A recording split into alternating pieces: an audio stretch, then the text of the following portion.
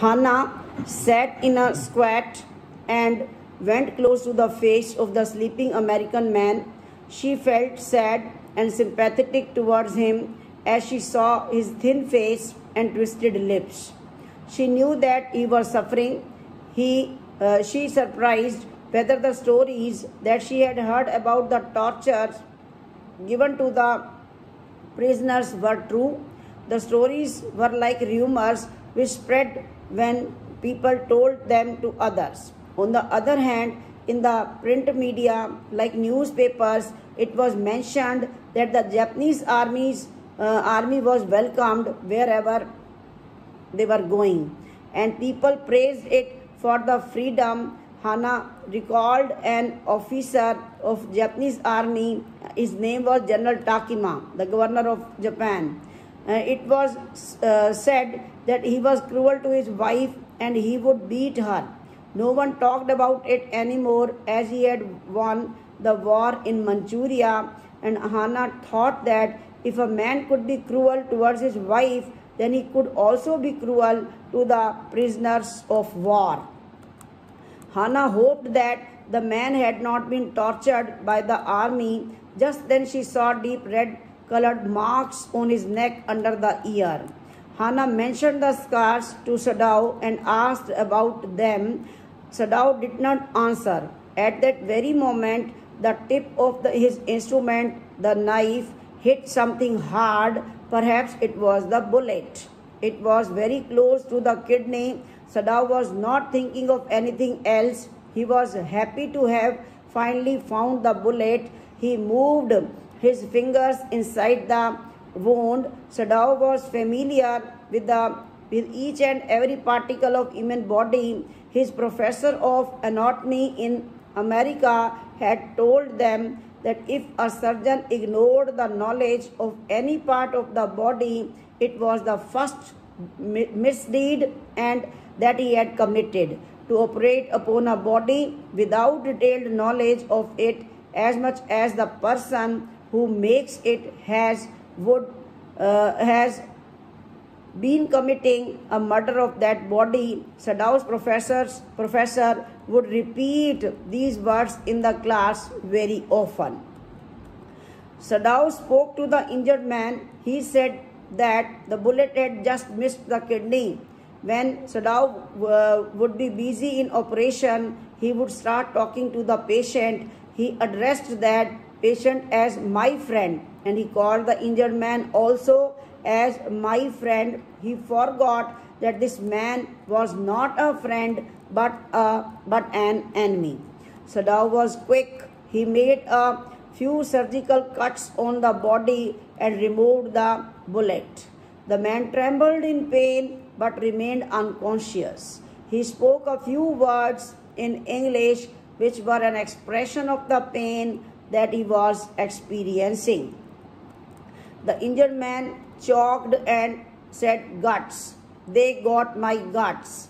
He meant that he was brave and courageous, and the Japanese army would have a tough time while punishing him.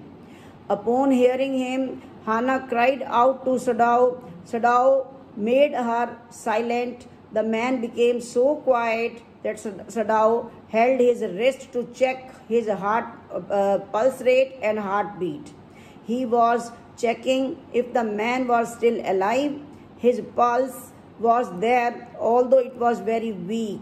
Sadao thought that it was enough for a person who had a desire to live. There was still hope that the man would survive. Sadao was sure that he did not want the man to live. Sadao stopped Hannah for anesthesia. He turned quickly and chose a small bottle from the medicines. He filled a syringe with the medicine and pushed the vaccine into the man's left arm. Sadao placed the needle down and held the man's wrist. The pulse shivered once or twice and then improved. Sadao took a deep breath as he told Hannah that the injured man would live. He woke up. His blue-colored eyes were full of fright, full of fear, as he realized where he was. Hannah felt sorry for him. She served him food as the servants refused to enter the room where he was kept. When Hannah met the injured man for the first time, she saw that the man was gathering strength and he was full of fear. Hannah said softly and very politely to the man that he should not be afraid. He was surprised that she could speak English. Hannah replied that she had lived in America for a long time. The man wanted to speak further but was not able to speak. Hannah fed him gently with a spoon made of porcelain Chinese material. The man did not want to eat, but still he ate. As Hannah fed the man, she said that soon he would become strong. She said so despite the fact that she disliked him. The man did not reply to her.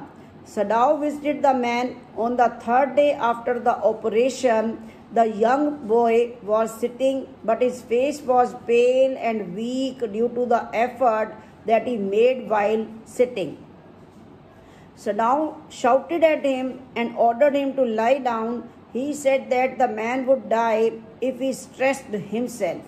Sadao forced him down and inspected the wound that he had operated upon. He scolded the man that he could die if he tried to exert himself. The boy asked Sadao what would he do with him now.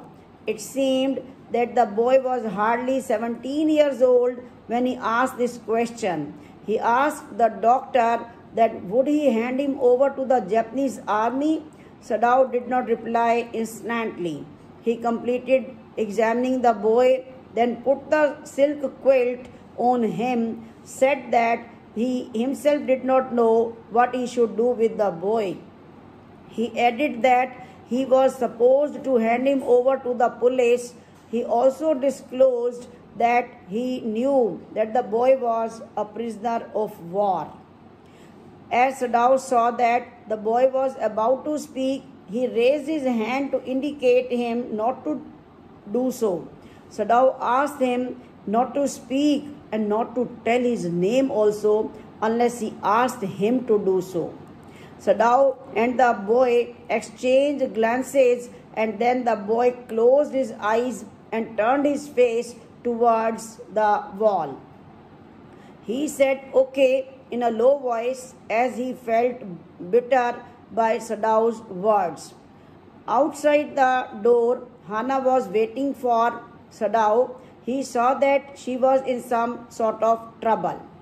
Hannah said to Sadao that Yumi told her that the servants would not stay with them if the American man lived there any longer. She also said that Sadao and Hannah had been in America for such a long time that they had forgotten their country's priority. Yumi and the servants thought that Hannah and Sadao liked Americans. Sadao reacted harshly and said that this was not true. He said that Americans were their enemies. He had been trained in such a way that he could not let a man die because he was a doctor by profession and would help to save him in whichever way he could. That was what Sadao had done. Thank you. Students, today I am sending videos in two parts. Both of the parts you go through, listen to the video twice and go through the chapter word by word. I have tried my best to teach you every word from the book. Thank you. Have a nice day. Still the chapter is left.